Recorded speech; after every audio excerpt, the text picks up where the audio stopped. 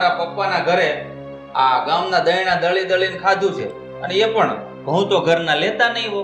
આ ગામના ડબ્બામાં જે ચોંટેલો લોટ હોય એ બચે તો ખાતા હો કા.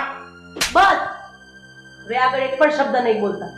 જે માણસ બોલતું હોય અને એક માણસ સાંભળતું હોય ને તો એનો મતલબ એમ નથી કે એના મોઢામાં જીભ નથી.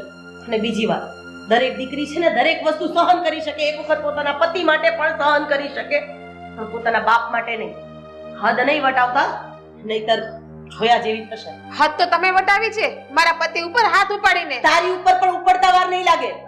મહેરબાની કરીને તારા બાપનો પાવર છે ને તારી પાસે રાખજે, મને નહીં બતાવતી. હે તો જેની પાસે પાવર હોય ને એ જ પાવર રાખીને બેસે. તમે શું તમારા બાપનો પાવર રાખીને બેસવાના છો?